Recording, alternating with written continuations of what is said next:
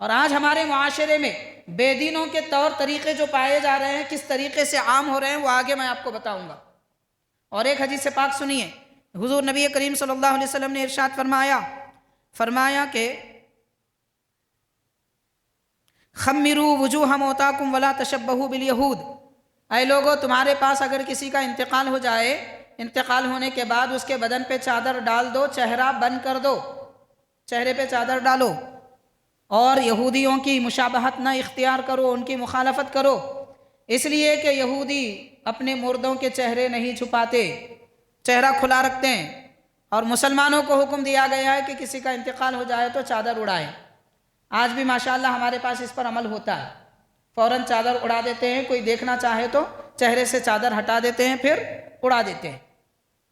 یہ طریقہ اختیار کرنا چاہیے۔ اب ایک اہم بات میں عرض کرنا چاہوں گا اس کے متعلق، آج کل جو ایک کول باکس نکل چکا ہے، مردوں کا فریج، اس میں جب کسی انتقال کے ہوئے کو لٹایا جاتا ہے تو چہرہ ڈھانکا نہیں جاتا، کھلا رکھ دیا جاتا ہے اور اس کے اوپر کے ڈھکن کو لگا دیا جاتا ہے، چہرہ کھلا رکھا جا رہا ہے یہاں پر،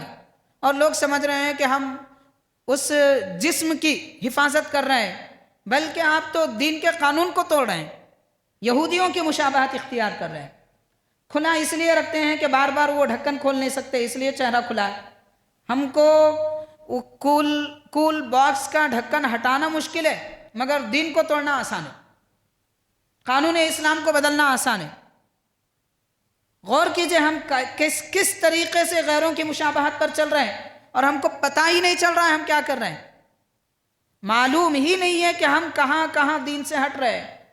صبح سے شام تک 24 گھنٹے کی زندگی کے حالات میں دیکھیں گے